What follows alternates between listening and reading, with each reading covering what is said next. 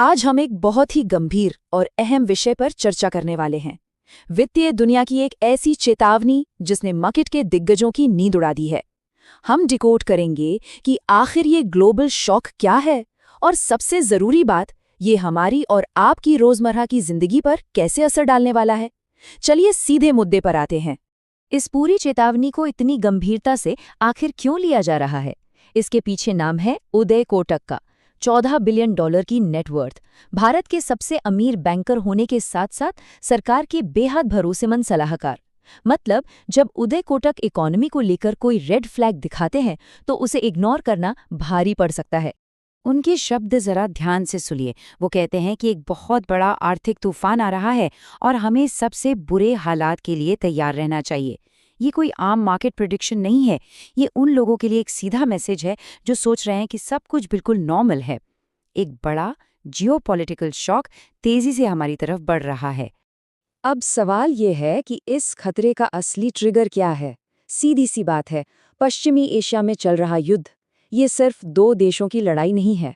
इसका सीधा असर हॉर्मुज़ जलडमरू मध्य जैसे अहम ट्रेड रूट्स और ग्लोबल एनर्जी सप्लाई चेन पर पड़ रहा है। और जब तेल की सप्लाई रुकती है ना, तो उसका असर सिर्फ शेयर बाजार पर नहीं बल्कि सीधा घर के बजट पर होता है।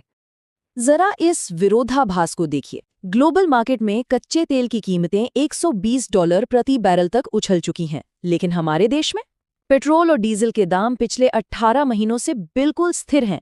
ये कोई जादू नहीं है, ये एक आर्टिफिशियल स्टेबिलिटी है। और सच मानिए, इतना बड़ा गैप लंबे समय तक सस्टेन नहीं किया जा सकता। तो फिर ये कीमतें रुकी कैसे हैं? इसके पीछे हैं हमारी तेल कंपनियां, जो इस वक्त एक बड़े शॉक एब्जॉर्बर की तरह काम कर रही हैं। मतलब वो ग्लोबल प्राइस हाइक का बोझ सीधे जनता पर डालने के बजाय हजारों करोड़ का नुकसान खुद उठा रही हैं, ताकि आम आदमी को तुरंत महंगाई का झटका ना लगे। लेकिन हर शॉक एब्जॉर्बर की एक लिमिट होती है, सही कहा ना? और जब वो लिमिट टूटती है तो शुरू होता है एक खतरनाक डोमिनो इफेक्ट। जैसे ही इन कंपनियों की नुकसान सहने की क्षमता खत्म होगी, पेट्रोल पंप पर कीमतें यकीनन बढ़ेंगी। तेल महंगा हुआ तो ट्रांसपोर्टेशन और लॉजिस्टिक्स का खर्च आसमान छुएगा, और इसका फाइनल रिजल्ट दूध, सब्जी, राशन, हर चीज पर भयंकर महंगाई। यानी जियोपॉलिटिकल टेंशन्स का सीधा असर आम इंसान की जेब पर। और ये सिर्फ उदय कोटक नहीं कह रहे, जेपी मॉर्गन जैसे बड़े इन्वेस्टमेंट बैंक्स भी यही चेतावनी दे रहे हैं। उनका अनुमान है कि अगर यही हालात रहे तो सितंबर तक तेल के रिजर्व्स क्रिटिकली लो लेवल पर आ जाएंगे। इसका मतलब है कि ग्लोबल इन्फ्लेशन 4% तक जा सकती है, जिससे बड़े बाजारों में डिमांड गिरेगी और परचेजिंग पावर पूरी तरह चरमरा जाएगी। अब जरा इसे मैक्रो इकोनॉमी के नजरिए से समझते हैं।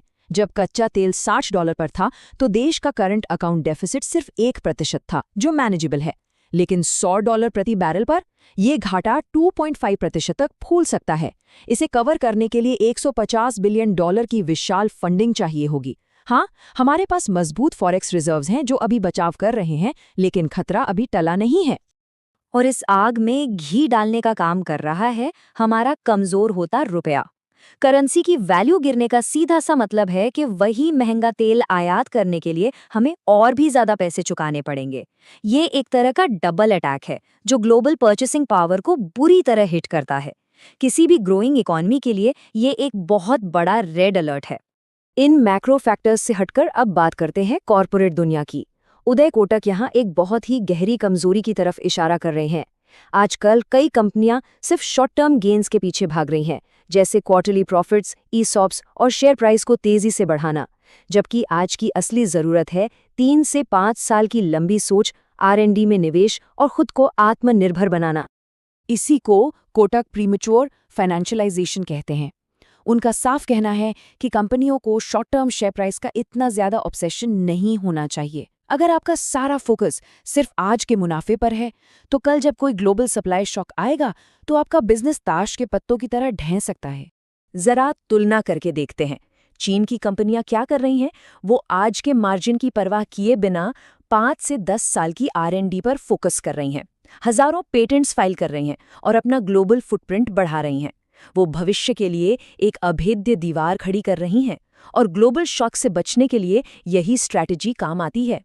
तो कॉर्पोरेट सेक्टर के लिए टेक अवे क्या है?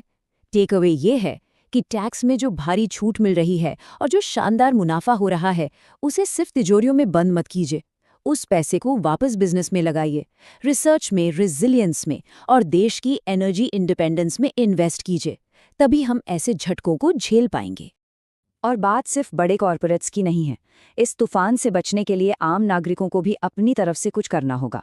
फॉरेन एक्सचेंज बचाने के लिए विदेश यात्राएं टालना, वर्क फ्रॉम होम को फिर से अपनाकर फ्यूल बचाना, कुछ समय के लिए सोना न खरीदना और शादियां डेस्टिनेशन के बजाय देश में ही करना। ये छोटे कदम इकोनॉमी के लिए एक बड़ा सेफ्टी नेट बन सकते हैं। उदय कोटक इसे एक कंस्ट्रक्टिव पैरानोया का नाम देते हैं। इसका मतलब ये नहीं कि पैनिक में आकर सब बेचना शुरू कर दें। इसका मतलब है मुश्किल वक्त आने से पहले ही अपनी तैयारी पूरी रखना। चाहे बात कंपनियों के कैश रिजर्व की हो या हमारे पर्सनल फाइनेंस की, हमें हर स्थिति के लिए तैयार रहना होगा।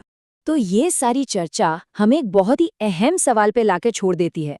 जैसे जैसे ये ग्लोबल आर्थिक तूफान हमारे करीब आ रहा है, क्या हमारी फाइनेंशियल पॉलिसीज, हमारे बिजनेसेस और हम खुद इस झटके को सहने के लिए सच में तैयार हैं? ये एक ऐसा सवाल है जिस पर हम सबको आज ही गहराई से सोचना होगा।